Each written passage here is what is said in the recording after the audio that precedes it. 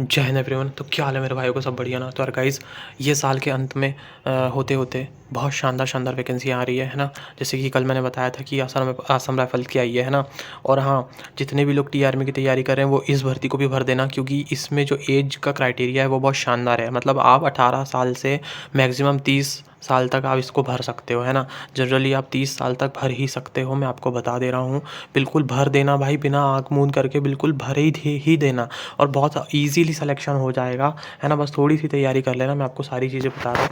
मतलब मैं कह रहा हूँ कि सेंट्रल रिज़र्व पुलिस फ़ोर्स की जो भर्ती निकल के आई है, वो बहुत शानदार भर्ती है ना। चलिए मैं बता देता हूँ। सबसे पहले क्या है, ये जो भर्ती है जिसके बारे में बता रहा हूँ, ये है सेंट्रल रिज़र्व पुलिस फ़ोर्स, है ना। ये सीआरपीएफ़ की भर्ती है गाइस, है ना। और बहुत ही शानदार भर्ती है, इसमें कोई जान-वान का खतरा नहीं है। आपको कोई बंदूक लेके बॉर्डर पे नहीं जाना है। ये है ऑफ़िशियल भर्ती है। ऑफ़िशियल में मतलब स्टेनो, जिसको स्टेनो आता है उसके लिए भी है, और जिसको नहीं आता है उसके लिए भी है। नहीं आना है, नहीं आता है आपको तो कोई बात नहीं। थोड़ी बहुत टाइपिंग अगर आती है तो कोई दिक्कत नहीं है। थोड़ी बहुत टाइपिंग नहीं भी आती है तो आपके पास बहुत समय है, आप टाइपिंग जाके सीख लेना। उसमें टाइपिंग जो है वो 25 हिंदी में लग रही है, 25 वर्ड पर मिनट हिंदी में लग रही है, और 30 वर्ड पर मिनट ही इंग्लिश में लग रही है ना। तो ये रिटर्न निकलने के बाद होगा आपका स्किल टेस्ट। सबसे पहले क्या होता है कि मैं आपको बता दे रहा हूँ, 4 तारीख से इसके फॉर्म डालना चालू हो रहे हैं, और ये क्लोजिंग डेट इसकी 25/1 को है। ये लिखा है यहाँ पर 25/1 मतलब 4 जनवरी से 4 जनवरी 2023 से इसमें फॉर्म शुरू हो रहे हैं, और 25 जनवरी को ख़त्म हो रहे हैं, है ना।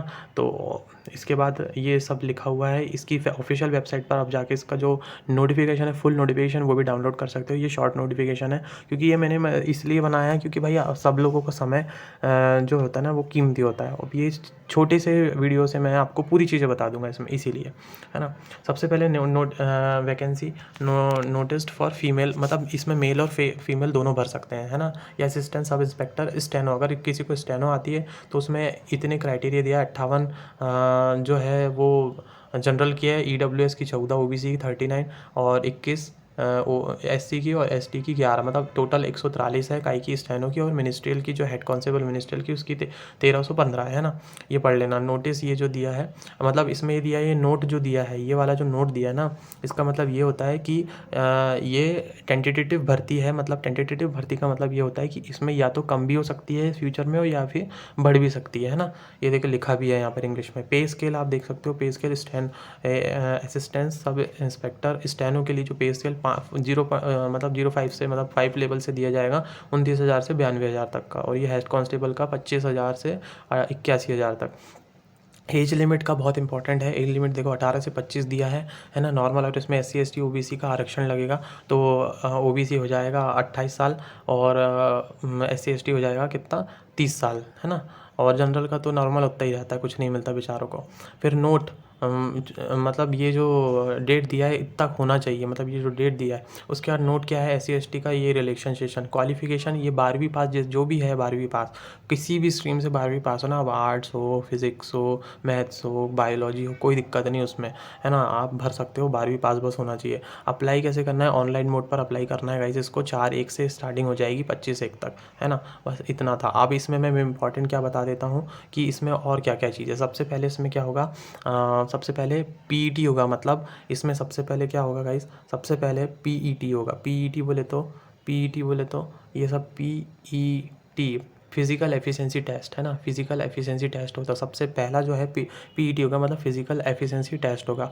वो निकल जाता है, उसके बाद आपका होगा रिटर्न, है ना। WRITT रिटर्न होगा। ये रिटर्न होने के बाद आपका क्या होगा, रिटर्न जैसे ही आप क्लियर करोगे, है ना, रिटर्न क्लियर करने के बाद आपका क्या होगा, स्किल टेस्ट।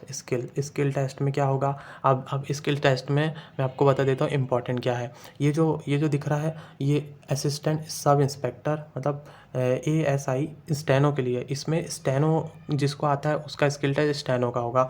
और जो जिनके पास स्टेनो नहीं है उनका क्या होगा, हेड कांस्टेबल का होगा। हेड कांस्टेबल में जो 1315 पोस्ट दिख रही है ना, 1315 पोस्ट, इसके लिए होगा उसका, उन लोगों का। तो इसमें हिंदी और इंग्लिश टाइपिंग मांगेगा स्किल टेस्ट में। अब हिंदी इंग्लिश टाइपिंग आपको आती नहीं है तो आप सीख लेना जाके। सिंपल सी चीज़ है, जाना कंप्यूटर की शॉप और सीख लेना, 1-2 महीने में आपकी आ जाएगी। तो इसमें 25 वर्ड पर मिनट का आएगी, हिंदी की मांग रहा है, और इंग्लिश की मांग रहा है 30 वर्ड पर मिनट। आराम से आ जाती है गाइस, है ना। बस गलतियाँ नहीं होनी चाहिए बस, क्योंकि गलती होगी तो आपकी ज़्यादा गलती हो जाएगी तो आप बाहर हो जाओगे, है ना।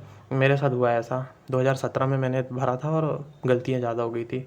अभी अभी भी भर सकता हूँ, मैं भर दूंगा, मैं भी भर दूंगा। उसके बाद आता है आपका क्या, इसके बाद आता है आपका इतना होने के बाद आपका फिर डॉक्यूमेंट वेरिफिकेशन होगा, उसके बाद आपका मेडिकल हो जाएगा, है ना?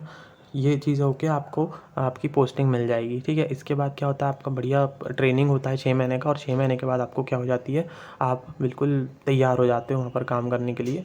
और 6 महीने में आपकी ट्रेनिंग जो होगी वो होगी आपकी ऑफ़िशियल भी ट्रेनिंग होगी और अनऑफ़िशियल भी ट्रेनिंग होगी। अनऑफ़िशियल ट्रेनिंग मतलब क्या होता है, जहाँ पर आपको लड़ना सिखाया जाएगा, आपकी जो फ़िज़िकल एफ़िशिएंसी और बढ़ाई जाएगी, है ना? रनिंग वनिंग ये तो आपको हर दिन करना ही पड़ेगा रनिंग वहाँ पर 4 बजे 5 बजे उठ के, है ना? और फिर आपको ऑफ़िस पे आके बैठना है, ऑफ़िस में आपका ऑफ़िस वर्क रहेगा, बस बात ख़त्म, ये हो जाती है। तो बस ये भर्ती जो है भाई, इस 4 तारीख से लेके 25 तारीख तक है, आप लोग भर देना, बिल्कुल प्लीज़ भर देना यार। क्योंकि देखो अप्रैल तक अपन रुक नहीं सकते, टी आर्मी की भर्ती अप्रैल को ही आएगी, अप्रैल तक ही आएगी, तो अप्रैल तक अपन रुक नहीं सकते, है ना? तो इसलिए ये भर्ती भर देना। 28-30 साल तक बहुत एज है भाई, बहुत हो जाता है ना? जिनका इंडियन आर्मी का सपना पूरा नहीं हो, वो भाई ऐसी भर्तियाँ भरो और इसमें मेहनत करो। और इसके बारे में अपडेट मैं देते रहूँगा, आप लोग चैनल पर बने रहना। जय हिंद, वंदे मातरम, भारत माता की जय, इंकलाब ज़िंदाबाद, जय भोलेनाथ।